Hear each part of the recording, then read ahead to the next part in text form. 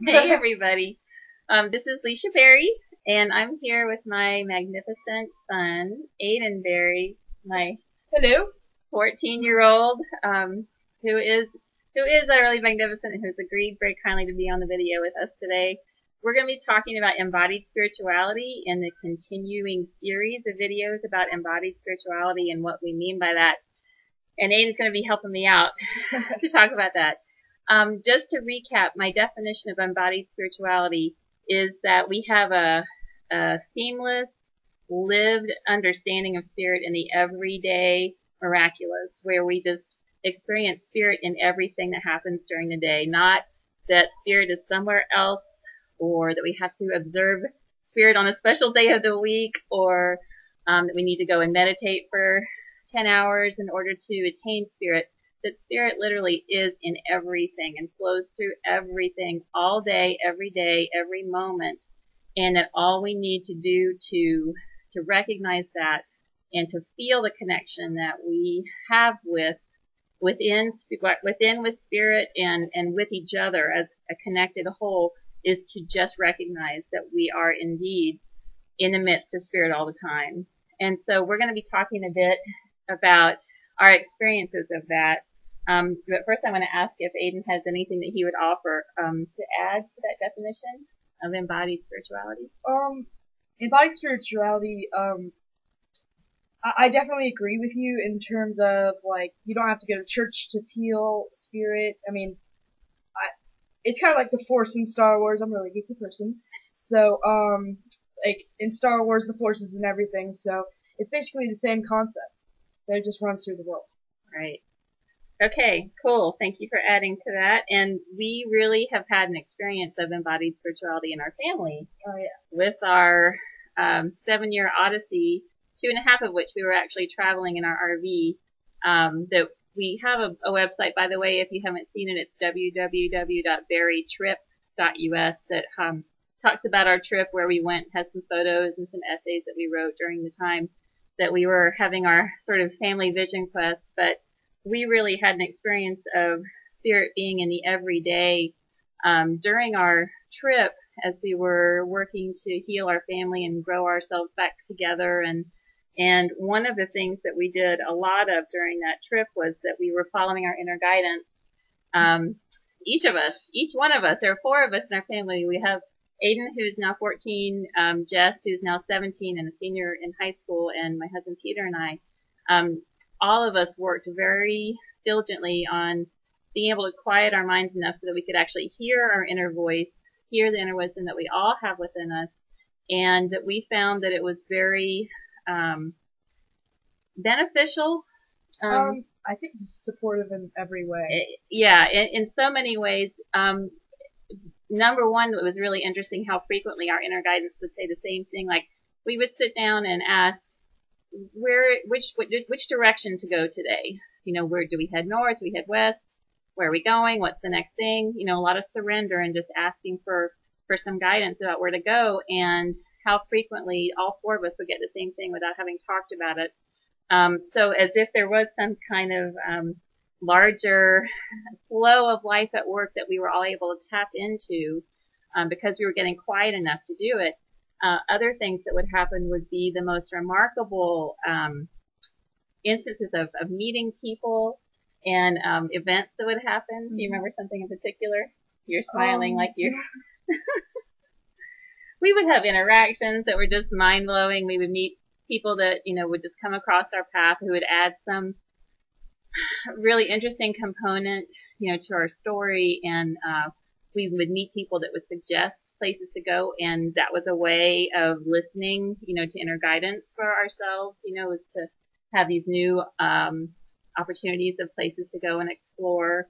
And there was just a sense of there being no separation between spirit and here, you know, us, this physical life that we are all living. It was one seamless, you know, flow and fabric. And anything you'd add to that before I move on to the next thing? About the trip, or how we... About the trip, what I was smiling about was that we ran into some Australian friends that we I hope we visit soon. Hey Joneses, hey Jones family, in case you're watching. And basically, we just ran into them in California. It was just great to meet them, and we hung out with them in Colorado, and they've come to visit us everywhere.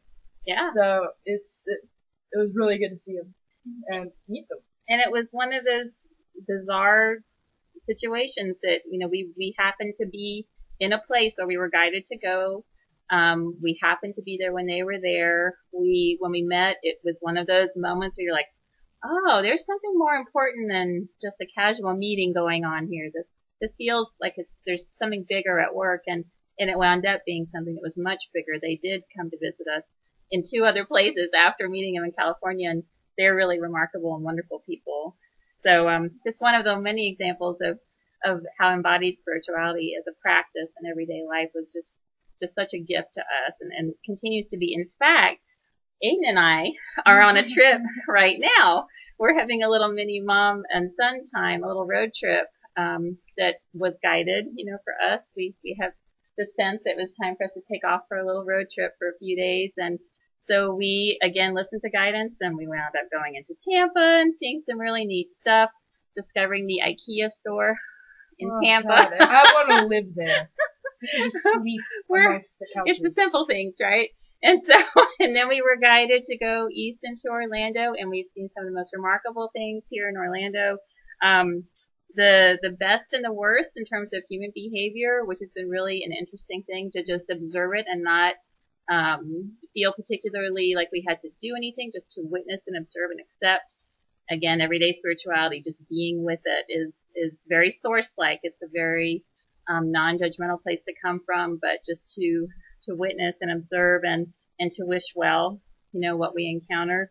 And we are doing a lot of swimming, or more specifically, Aidan is doing a lot of swimming. You might see how red his eyes are, and I don't think you can tell from there, but yeah. How is swimming for you? How is that embodied spirituality for you? Swimming is basically just like everything else, just kind of slows down, and I'm just in the moment. I don't really have any feelings as like any different emotions such as anger. It's mainly just a blissful, neutral joy. So fully present. Yeah, I'm fully present, and I mean, I can't help just opening my eyes underwater, which is kind of bad with chlorine, but which I'm learning with the redness of my eyes right now, and it's just, you know, it's just something I love to do, and it's really connecting me. It connects a lot just to be there. So just going swimming in your hotel pool, you know, every day embodied spirituality, folks. You heard it here first. And we also were listening in this morning, and actually we're headed back home tomorrow to Tallahassee, and we're going to be going through Gainesville and receive some guidance that we are being asked to stop in Gainesville to pick something up for Aidan's older brother Jeff, and not a clue what it is, not a clue where we're going in Gainesville. And that's part of the fun, and the part of being in the flow and just following that flow as it's moving through your everyday life, where it's okay that you don't know the answers entirely. It's okay to be with the uncertainty. That's part of the fun of living with the mystery of spirit in the everyday, is that we don't need to know everything. And y'all have heard me say this before. You don't believe everything you think. If you think you know everything, or if you think you've got a beat on things real strong, you can be pretty sure that there's more to it than what your little mind, our little minds, can conceive of. And so there's a whole lot more available to us if we're just going to open and trust and surrender and just live in that magic, you know, flow with that magic of spirit in the everyday, and following that magic, you know, really following your nose or your gut or that inner sense, that inner guidance, to take you to places that you never could have imagined you would ever go. We know a lot about that, don't we? Pretty much left or right, which way am I going type of stuff. That's right. Especially on the trip, is that you would just be like, okay, do we want to turn left or right, keep straight? Do we know a pull a Yui? What are we going to do? And it was really just whatever we want to do, and whatever we feel guided to. Yeah, I felt where the flow was. And it's funny, you can almost, if you have an inner GPS, you can almost feel when you're standing in the flow and when it's moving, forward in front of you, like if you're in it and it's a river and you can almost feel it, and then if you turn, you start to veer out of it, you can almost feel yourself go out of it, like out of the picture. You can, you can almost, it's really interesting. The more you pay attention to it, the more you can really feel it when you're starting to veer off and when you start coming back in, and it feels so good when you come back in. So following that magic, following that flow. And just as a reminder, I am teaching a teleclass. Starts in just a couple weeks, August 14th. It's a 3-part teleclass where we're going to be really talking about embodied spirituality in depth. Just a little bit of history, like how we got to where we are, the sort of disembodied spirituality approach that we're all kind of suffering from right now. And the exciting thing that's happening, that the rebalancing that's going on right now as we come back into our bodies and into a more feminine approach of really listening, receiving, accepting, surrendering. All of that is the balance of the disembodied approach. The embodied approach means that we are incorporating all the things that we have learned thus far and bring the feminine back into play, where we can really be feeling spirit in the everyday, in the physical, and reclaiming the physical as sacred again. So join me for the teleclass.